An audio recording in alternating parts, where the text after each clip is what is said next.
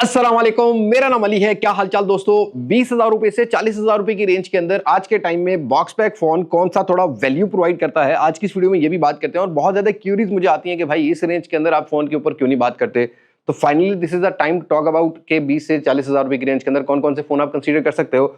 थोड़ा सा इसको डिफरेंट बनाने के लिए हमने किया है कि 20 से 25,000, 25 से 30,000 और फिर 30 से 35,000 और 35 से 40,000 रुपए की जो डिवाइसेज हैं उनके बारे में हम लोग बात करने वाले हैं। आई होप इस वीडियो के अंदर आपको क्लियर हो जाएगा कि आपने कौन सा फोन किस तरह बाय करना है। और मैं एक नोट डाल देता हूं, ये आप लोगों के लिए काफी हेल्पफुल भी होगा कि 20 से 30,000 रुपए की रेंज के अंदर पुराने यूज फोन्स की हालत भी इतनी बेटर नहीं है, बट फिर भी थोड़े बहुत आपको अगर लोकल यूज फोन कुछ साल, 1.5 साल, 2 साल पुराने मिल जाते हैं, उनको आप जरूर बाय कीजिएगा। हम उसको अगली वीडियो में कहीं ना कहीं बात करेंगे। लेकिन अगर आप किट फोन कोई बाय करोगे तो आई विल डेफिनेटली से कि 30,000 रुपए तक कोई भी किट फोन आपको बाय नहीं करना है। रिफर्बिश लोकल ही रिपेयर हुए होते हैं, डिस्प्ले चेंज हुए होते हैं, तो उनको आपने बाय नहीं करना है। उनसे बेटर ये है कि आप कोई बॉक्स पैक या थोड़ा बहुत चला हुआ फोन ले लो, वो आपको कुछ तो वैल्यूज प्रोवाइड करेगा। अगर आपको वीडियो हेल्पफुल लगती है तो लाइक, शेयर एंड सब्सक्राइब के साथ नोटिफिकेशन बेल आइकन आपने प्रेस कर लेना है। अब मैं आपको ज्यादा बोर नहीं करता, वीडियो शुरू करते हैं।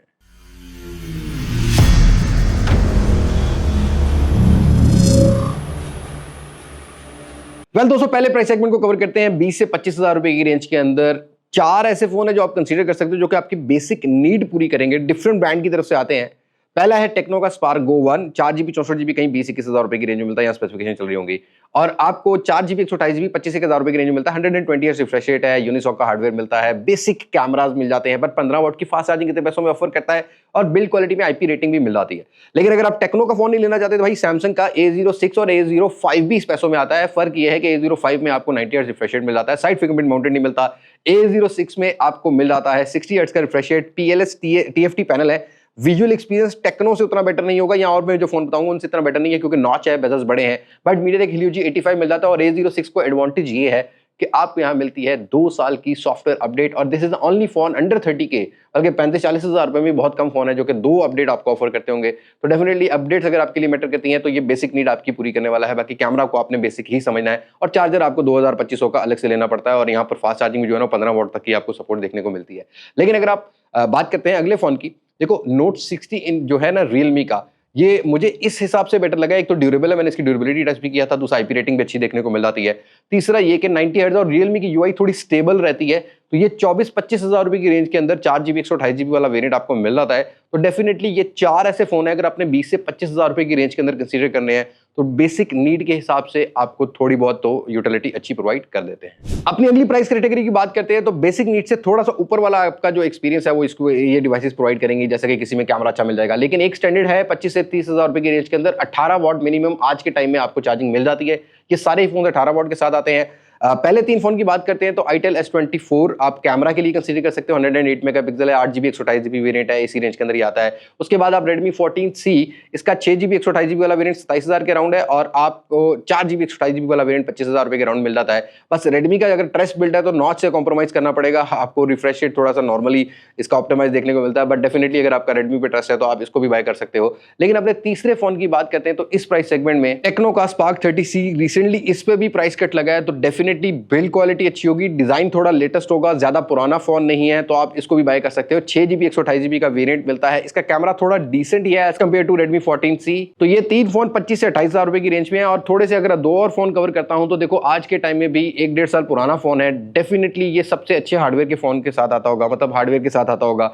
MediaTek Helio G99 इसमें हमें देखने को मिल जाता है। ये है Vigotel का Note 23, 8GB 256GB के वेरिएंट के साथ, कुछ ऑनलाइन मार्केट में अवेलेबल है। 18 वॉट फास्ट चार्जिंग है, बट कैमरा थोड़ा डिसेंट है बाकी फोन्स के अगर देखा जाए।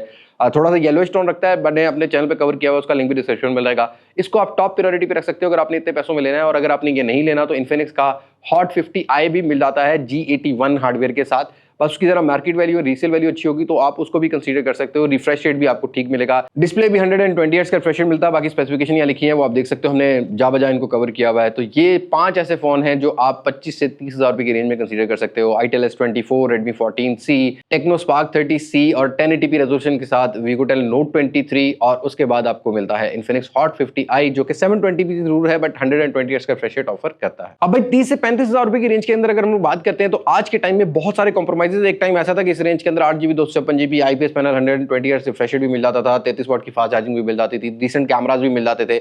बट आज के टाइम में ज्यादा चॉइस अवेलेबल नहीं है। हाँ, इनमें से एक दो फोन आप देखोगे ना तो थोड़े से पुराने भी लगेंगे, कुछ नए भी हैं।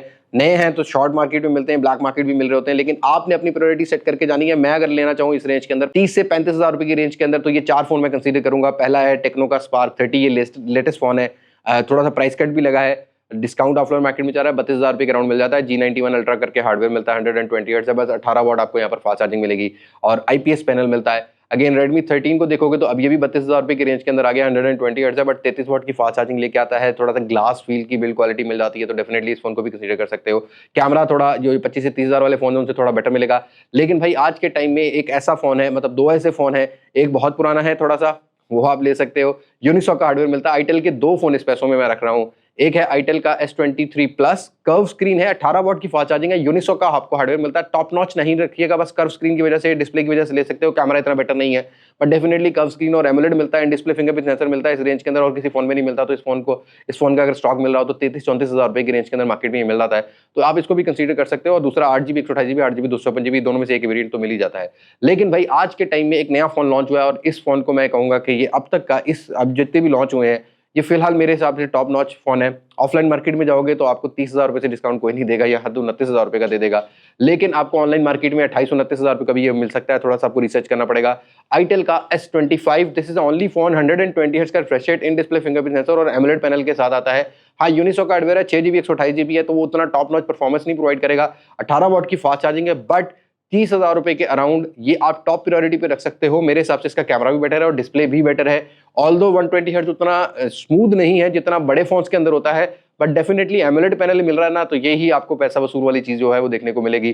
तो आईटेल का S25 आप डेफिनेटली 29 से 30 हज़ार रुपए की रेंज के अंदर टॉप प्रायोरिटी पे रख सकते हो। नहीं तो बाकी अगर ब्रांड्स के साथ आपका ट्रस्ट बिल्डअप है तो आप वो भी ले सकते हो। वैसे इस पैसों में सैमसंग का A06 6 GB 128 GB भी आता है, बट आई विल डेफिनेटली से आपको नहीं लेना चाहिए। 60 हर्ट्ज रिफ्रेश रेट है और बहुत बड़े बड़े बेजल्स मिलते हैं, तो उस फोन को आप स्किप कर सकते हो। मैं उसको डाल सकता था, बस अपडेट ही मिलती है, बाकी कोई चीज साथ नहीं मिलती, इस वजह से मैंने उस फोन को इस रेंज के अंदर नहीं डाला। और वैसे 30 से 35 हज़ार रुपए की रेंज के अंदर कुछ यूज फोन्स के बारे में अगर मैं आपको बताऊं तो देखो भी रिसेंटली लॉन्च हुए Tecno Spark 30 pro price cut लग गया, ये भी डिस्काउंट था 32-33 हज़ार का मिलेगा। इन्फिनिक्स का हॉट 50 प्रो भी मिल जाता है। इसी तरीके से आपको रेडमी नोट 13 भी मिल जाता है।